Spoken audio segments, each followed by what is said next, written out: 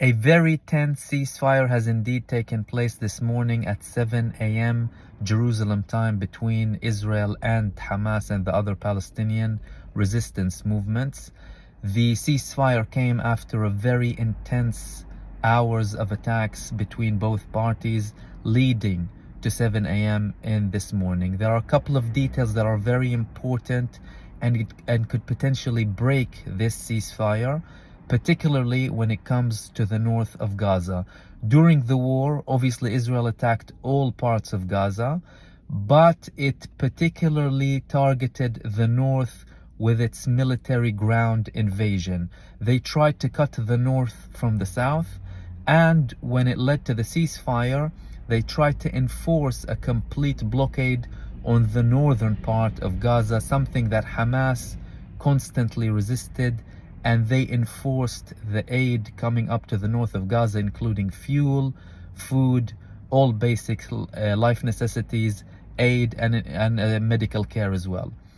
Now, there have been a couple of witnesses that said people were shot and fired at after the ceasefire who tried to go back up north. Some people indeed went up to the northern part of Gaza, but Israel is constantly intimidating them and saying that it's not a safe zone. They previously stated that they will treat anyone in the north of Gaza as a terrorist member or supporter, although they can be families with children or whatever it is. But this could be the potential breaking point in this current ceasefire. Both parties have stated that the prisoner swap will be taking place at 4 p.m. this afternoon if everything goes to plan. Not everything was quiet, however. Obviously, on the Palestinian side, they haven't been attacking Israel or firing rockets or anything of the sort, but Israeli air defenses, they basically targeted an unidentified unmanned air vehicle, basically UAV, going from Yemen, most likely, to the south of Israel, and they have intercepted it. So clearly not all parts of the country are quiet so far, but the medical aid, the fuel, the general vibe is that the ceasefire is still going ahead. There have been a couple of reports and interesting columns and analysis from a couple of Israeli reporters and renowned analysts such as Ron Ben Yishai. He stated in Yediot Ahronot that Hamas intends to make this ceasefire permanent and win the war. What he basically was claiming that Israel hasn't basically achieved any of its objections, stated objections from the beginning of this war, which is basically to demolish the Hamas and release the hostages by force before any ceasefire. And he's mentioning how Israel basically followed the Hamas conditions in getting the aid in and agreeing to a ceasefire, something that I obviously previously stated, and it was well known that could have been done without all of this Israeli bombardment. But clearly Israel had it in, and they basically wanted to attack Gaza and mow the lawn is a term that they use every few years when they basically commit complete atrocities and bombard the infrastructure of Gaza and cause massive damage and atrocities.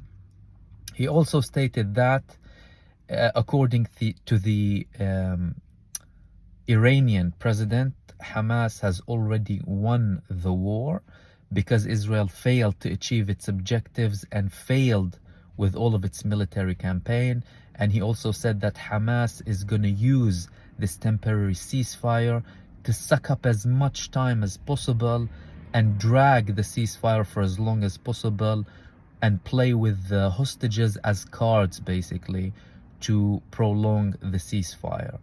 How realistic is this? It could happen because the general tone from the Israeli leadership is changing. I previously stated how Netanyahu himself has changed the tone, and now just recently Yoav Gallant, the one who stated that we're talking about a war that could potentially last for years. Some people said it could last up to 10 years. Now what he's saying is we at least need 2 more months of fighting. So they're clearly trying and looking for a way out. Some Israeli tanks have been seen going out of Gaza. Israel took off many of its reservists out of Gaza. Some people say it's about 80,000 soldiers. So all of these are indications that they're trying their best to avoid the continuation of the war and are looking for a way out. The extreme right-wing member of Knesset and the Minister of Internal National Security, Itamar Ben-Gvir, has already threatened that he will be leaving the government if Israel does not continue the war in Gaza after this temporary ceasefire. However, I think there are multiple plans to replace him with someone else and make a more steady government in Israel that would be able to face the coming days and face the international pressure that is ever growing against this war and against the continuation of the war. What would we expect in the next coming days?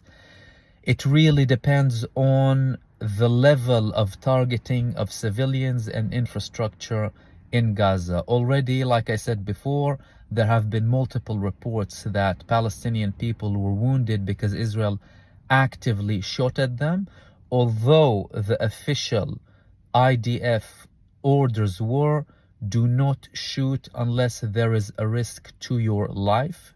They can obviously translate that in whichever way they want, which is evident from the days before and evident from the IDF activities in the West Bank and in general.